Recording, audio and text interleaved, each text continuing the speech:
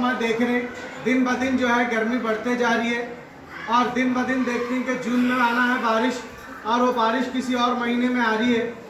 ये problem city के रहने वालों के वास्ते तो कोई बड़ा मसला नहीं है, लेकिन जो लोग खेतों में काम करते हैं, जो फार्मर हैं, आप देखते हैं कि आए दिन ये लोगों को बड़े प्रॉब्लम फेस करना पड़ता है। ये क्यों हो रहा है, क्या वजह है? तो उसकी बुनियादी वजह ये है कि नेचर के साथ जब डिसिप्लिन को तोड़ा जाता है तो यही मामला होना शुरू होता है। इसीलिए इस्लाम में कहा गया कि जो शख्स भी पेड़ लगाता है तो जब तक पेड़ रहता है तब तक जो भी लोग, चाहे परिंदे रहो या इंसान रहो या जानवर रहो, जब तक उस पेड़ से फ़ायदा उठाते हैं तब तक अल्हम्दुलिल्लाह वो जो पेड़ लगाने का फ़ायदा है पूरे का पूरा उसको सवाब मिलना शुरू होता है। तो आज क्लीन एंड ग्रीन के पहलू से एक नुक्ता कहा गया कि पाकी आधा ईमान है। वहीं दूसरा पहलू ये बात कही गई कि आप अगर कोई अच्छा काम करते हैं तो अच्छा काम करने के बाद आपको वो फल, वो काम जब तक कायम रहता है तब तक इंशाल्लाह आपको सवाब मिलता है। तो इस पहलू से बेटा आपको और मुझे जो सबसे अहम चीज़ सीखनी है वो सीखनी है डिसिप्लिन। यानी जिस कौम के अंदर डिसिप्लिन आ जाता है, जिन लोगों के अंदर डिसिप्लिन आ जाता है, वो लोग अल्हम्दुलिल्लाह हमारे सलीम सर की तरह या डॉक्टर मुनीर सर की तरह पहुंच जाते हैं। क्या वजह है? तो सलीम साहब भी आप देखें, वो भी अपना जिक्र कर रहे थे अपने स्कूल का, अपने कॉलेज के टाइम का। सर आपके साथ भी तो बहुत सारे स्टूडेंट थे होंगे, आपके साथ भी बहुत सारे क्लासमेट होंगे, लेकिन क्या वजह है आप इतना सक्सेस हुए? तो जब आपकी हिस्ट्री निकालेंगे तो पता चलता है, या मेरे से बेहतर इंशाल्लाह नसीर सर हो सकता है अगर बचपन फ्रेंड है तो ये जवाब देंगे, सर इस बंदे के अंदर एक क्वालिटी थी। वो क्वालिटी क्या थी? वो क्वालिटी थी डिसिप्लिन की। डिसिप्लिन बेटा जब आपके अंदर आ जाता है तब आप क्या करना शुरू करते हैं? आप पहला अपने अतराफ का माहौल देखना शुरू करते हैं। जब आप अपने अतराफ का माहौल देख रहे हैं तो अचानक गर्मी शुरू हो जा रही है, अचानक बारिश शुरू हो जा रही है, लोग जो है, कई लोग जो है अचानक मरना भी शुरू हो जा रहे हैं। कोई सर्दी से मर जा रहा है, कोई बारिश से मर जा रहा है और हद ये हो जा रही है कोई गर्मी से भी मर जा रहे हैं। तो इसका इलाज जब आप ढूंढना शुरू करते हैं तब आपको क्या होता है? 10th का जो सोशल के सर आप जिक्र कर रहे थे, या 9th के बाद जब आप सोशल पढ़ना शुरू करते हैं तब आपको वहाँ चिपको मूवमेंट जो है याद दिलाता है कि जिस तरह चिपको मूवमेंट 1977 के अंदर, 1973 के अंदर एक आगाज़ किया गया था, उसका नतीजा क्या निकला कि आज वो एरिया पूरे का पूरा ग्रीन हो गए। इससे आप सीखते हुए आप अपने अंदर ये डिज़ाइन कर सकते हैं। सलीम सर आप बोल रहे थे एक झाड़ जो है हम स्कूल में आप लगाने के बारे में बोल रहे थे।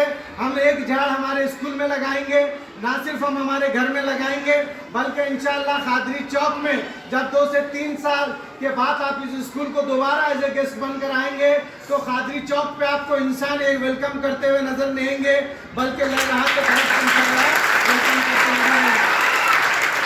ये पॉइंट ऑफ व्यू कब आएगा? ये पॉइंट ऑफ व्यू उस वक्त आएगा जिसके पास डिसिप्लिन रहता है।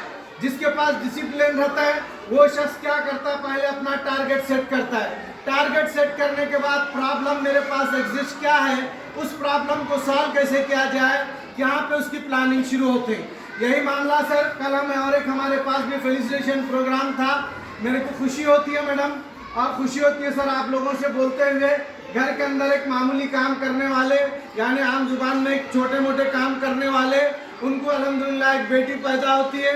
उसके बाद उन्हें भी जो स्कूल में एडमिशन कराते हैं। जो लोग जहन के अंदर शिकायतों के पहाड़ लेकर चलते बेटा, उनको शिकायतें कभी भी तरक्की करने नहीं देते।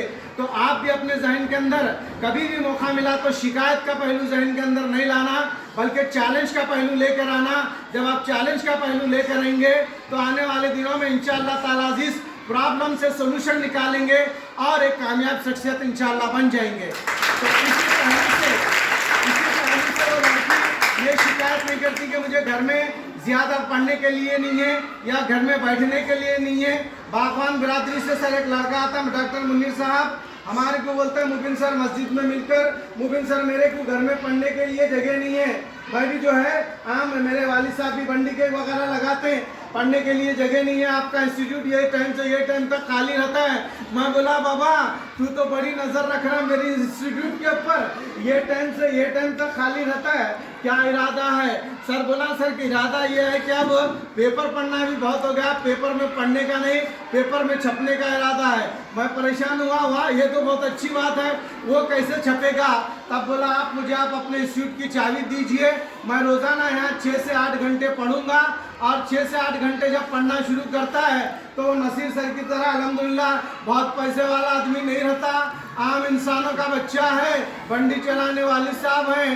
तो मनियार साहब, हमारे मनियार सर, हमारे मुनीर साहब, नसीर सर के वालिद साहब, ये इस टाइप का उनके पेरेंट्स नहीं थे, मगर वो बच्चे के अंदर भी प्लान रहता है, रोज़ाना आता है डिसिप्लिन के साथ 6 घंटे पढ़ाई करना शुरू करता है। अब पढ़ना शुरू करता है तो कोई भारी ट्यूशन उसको नहीं मिलता, उसके बाद यूट्यूब से वीडियोस देखना शुरू करता है, यूट्यूब से वीडियो देखना शुरू करता है, यूट्यूब से अल्हम्दुलिल्लाह तालीम हासिल करता है, और नतीजा क्या निकलता है कि गुलबर्गा से अल्हम्दुलिल्लाह फ्री मेडिकल सीट जिस बच्चे को मिलती है वो उस भगवान खानी के बच्चे को मिलती है। तो ये क्या सिखाता है? ये सिखाता बेटा जिसके पास जोश, जिसके पास जज्बा और जिसके पास जुनून रहता है, दुनिया की तमाम खूबियाँ अल्हम्दुलिल्लाह उसके पास रहते हैं। संस्कृत में एक बात कही गई, क्या बात है सर?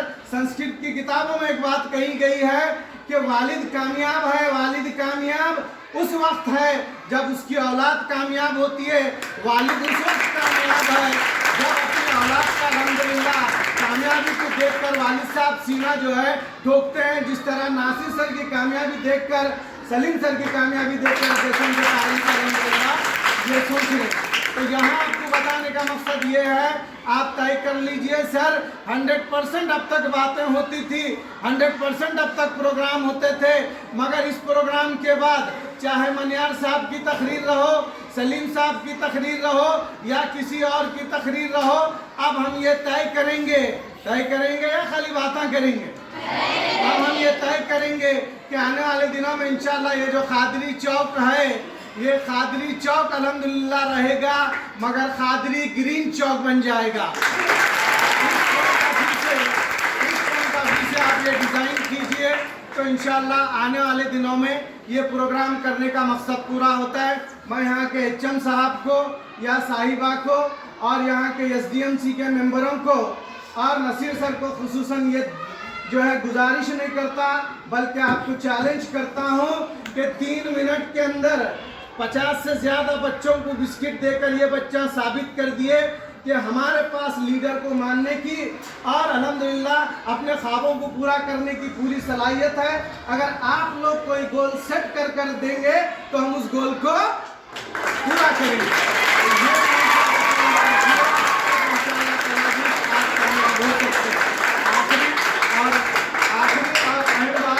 आखिरी और अहम बात जो मैं आपके सामने शेयर कर रहा हूँ, एक मदरसे में मैं 7 दिन का कैंप रखा हूँ। आने वाले दिनों में इंशाल्लाह 7 दिन का कैंप आपके स्कूल में भी रहेगा। और एक बात यह है कि आप सलीम साहब से देख के मैं दुनिया मुतासिर हो या मत हो सर, मैं आपसे मुतासिर हुआ, इसलिए मुतासिर हुआ कि तेरी नज़रों में न जाने कितनी कायनात छुपी है, तेरी नज़रों में न जाने कितनी कायनात छुपी हैं, जो एक तेरे कलम से लोगों की तेरे एक कलम से लोगों की तकदीरें बदलती हैं। आप लोग तय कर लीजिए कि हम जिस तरह शिप्पो मूवमेंट शुरू हुआ था झाड़ लगाने का, झाड़ों को बचाने का, हम भी इंशाल्लाह बचाएंगे। अगर ये काम कादरी चौक से शुरू नहीं हुआ तो क्या होगा? आने वाले दिनों में बांग्लादेश रहो, श्रीलंका रहो, इंडोनेशिया रहो या इजिप्ट रहो, ये तमाम के तमाम ग्लोबल वार्मिंग की वजह से समंदर के अंदर डूब जाएंगे। अगर आपको मुल्कों को बचाना है, इंसानियत को बचाना है, तो आपको भी सलीम सर की, हमारे नसीर सर की तरह एक मिसाल कायम करना है कि उनके साथ भी अल्हम्दुलिल्लाह कईयों बच्चे थे, आज अल्हम्दुलिल्लाह उन सब को पीछे छोड़ते हुए ये ऑफिसर बन गए। आपके साथ भी कल बोलना कि कईयों स्कूल गुलबर्गा के अंदर थे, मगर कादरी चौक का ये स्कूल अल्हम्दुलिल्लाह उस हदीस पर अमल करता हुआ नजर आया जिसमें कहा गया कि तुम अपनी आंखों से देखो कि क़यामत हो रही है और तुम्हारे हाथ में एक पौधा है तो वो पौधा लगा दो। तो इस पॉइंट ऑफ व्यू से आप यहाँ से आगे बढ़ो, अपने घर के कामों के साथ रोज़ाना मेरी गुजारिश ये नहीं है बल्कि चैलेंज है कि आप अल्हम्दुलिल्लाह आप जो है आम के पेड़ लगाना शुरू कर दीजिए। सर सीज़न में तो एक फल आपको मालूम है साल में एक बार आम आता है।